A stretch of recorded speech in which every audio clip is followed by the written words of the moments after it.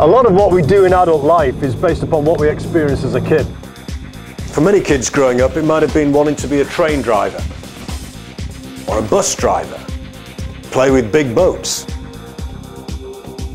For this next guy, it was dreams of becoming a pilot. I get paid to do my hobby, and my hobby is flying these old airplanes. And a very special pilot at that. Not many people get to fly a Spitfire. This guy does. You never know what's beneath that unassuming demeanour. Obviously the gun sight we've got here, the only sad thing is we don't use it today. I'd love to use it now. These are definitely big boys' toys.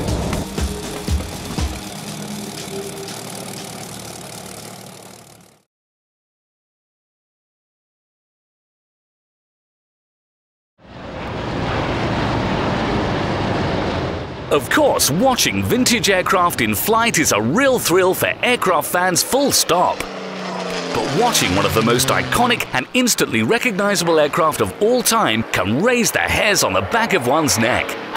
And that's just when watching the Spitfire in flight. To be there in the cockpit flying this revered piece of aviation history is overwhelming.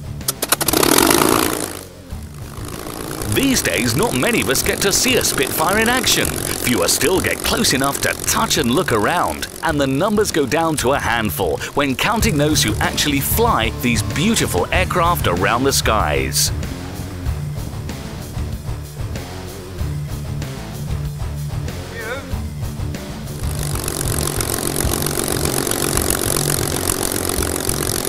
As the saying goes, there are old pilots and there are bold pilots, but there are no old, bold pilots. If you're looking for a swaggering, loudmouth, barnstorming style aviator, you won't find one flying a Spitfire.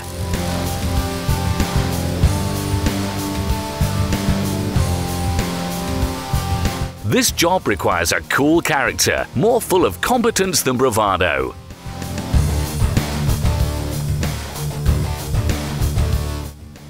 Ray Hanna tells us what it takes to fly a Spitfire these days. Patience, skill, nerves of steel, and an incredible sense of humour, because if you don't have the latter, the rest of it isn't going to work, quite frankly. Lee is chief pilot for the Old Flying Machine Company at Duxford, England. His job is to fly MH434, one of the most recognised Spitfires still flying today.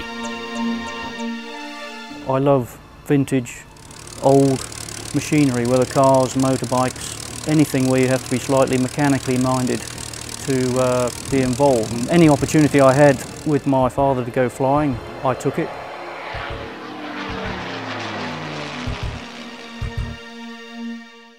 Lee's great. He's been with us a long time. He's extremely professional and very direct with everything he says and does, and you're not left with any not knowing what's going on. He's extremely highly respected in what he does and one of the best.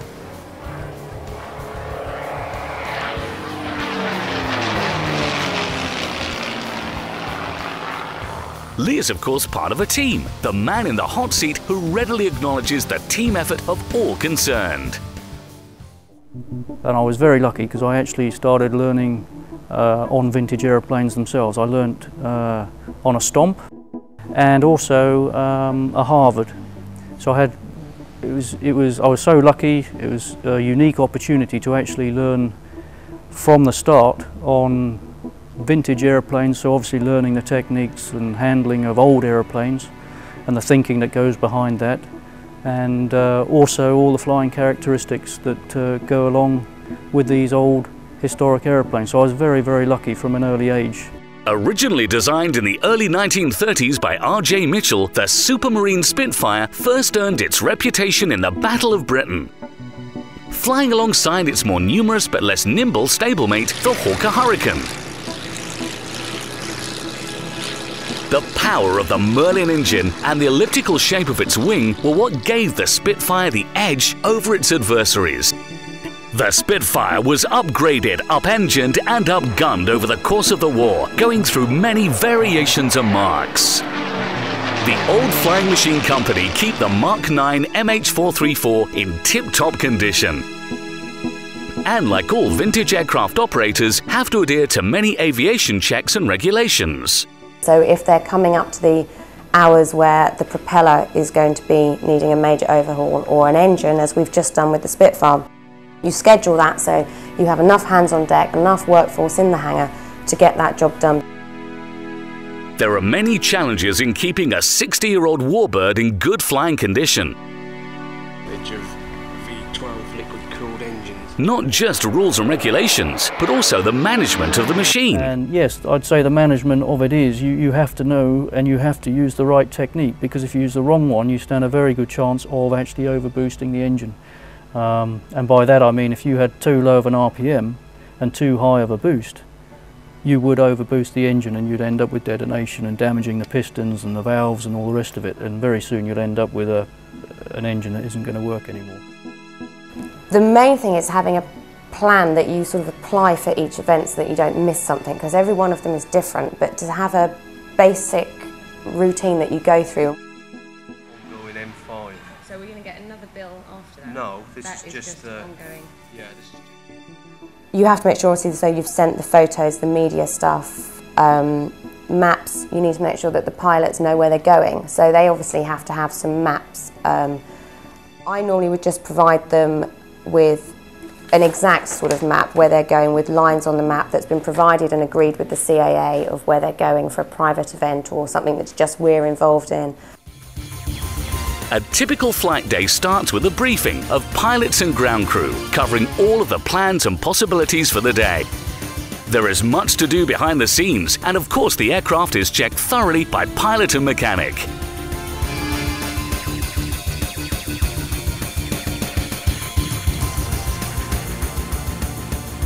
When happy with the technical and backroom situation, the machine is slowly wheeled out of the hangar. There is no room for prima donnas, and everyone has to lend a hand.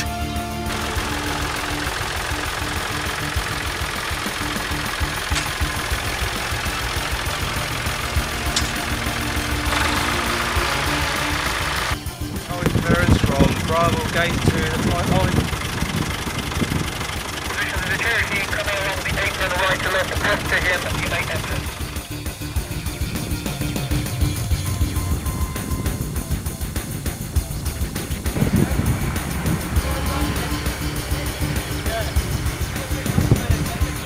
The pre-flight ritual is sacred to all pilots, and Lee is no exception. I actually like having to think, well, how do I start it? You know, how warm is it? How many squirts do I give it to prime it? What sort of temperatures am I going to be looking at? And you're actually nurturing these aeroplanes all the time to get the performance that you want out of them, and you can only do that by knowing them, having a little bit of mechanical background on the aeroplanes, and also all the passion that goes behind these aeroplanes. You need to have a good understanding of, or a mechanical comprehension of what makes these aeroplanes actually work. If you take away the fact you're not going to be shot at, which luckily in this day and age I haven't been, you know, you can then enjoy the pure enjoyment of flight in a Spitfire, which is tremendous, because it is one of the nicest handling aeroplanes there could be. There's quite a lot of thought and consideration going back into that as well. So the emotions of flying these aeroplanes are many. And as display flying, the most important instrument is the airspeed, which is this one here. And in the Spitfire you have rudder pedals, which are probably a lot bigger than most aeroplanes, but they're probably bigger because you're using them a lot more. It's a good pilot for a World War II warbird. You've got to have the ability to be able to operate and act on your own, and take the aeroplane huge distances and actually look after it. Okay, we're all ready. Happy? You going to stay there? Finally, with a whir of the starter motor, the legendary Merlin cranks into life. MH434 becomes a flying warbird once again.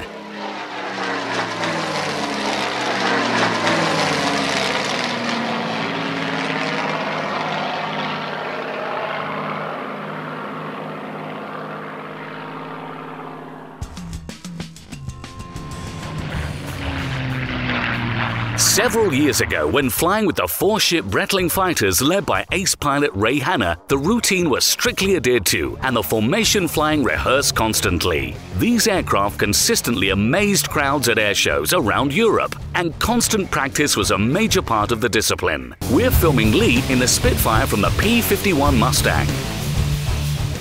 And then Ray is going to call looping. We know then that the G is going to come on, and actually, from a piloting point of view, control-wise, power-wise, there isn't a lot of movement going on. All we're doing now is looking at Ray to maintain station, because obviously the airplanes are slowing down now, but we're still carrying a lot of power. So this is where the torque comes in. Towards the end of the display, the team break for a stunning tail chase, each following the other around the skies as they mimic the deadly dogfights of World War II. And now we're all the time looking, not inside or anything. Again, Ray is our reference, but now he might be 400 yards ahead of the rear element of the formation, but you're watching him and try not to get left behind, and also you're trying to keep the pattern in the sky looking, hopefully, all the distances roughly the same.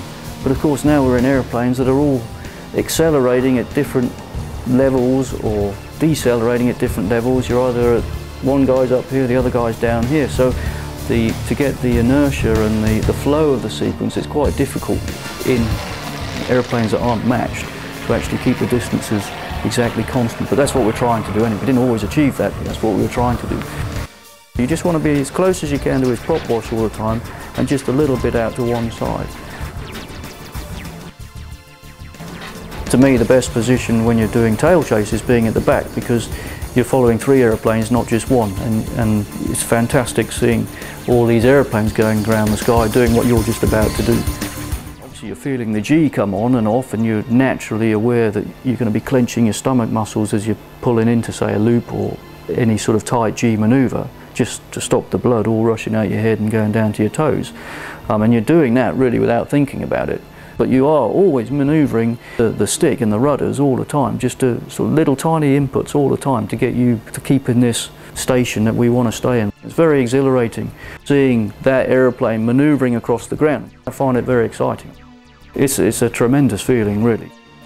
Lee is a quiet person, not given to exaggerated gestures or wild statements, but there's no doubting the passion and pride he has in his job, and also the privilege he feels in being able to fly this priceless piece of vintage aviation. You haven't got time to think, oh, how do I do it? You just get on with it and do it, and it's tremendous, tremendous. Rather than sounding off about his own skill and expertise, he lets that Rolls-Royce Merlin engine and Spitfire MH434 do the talking.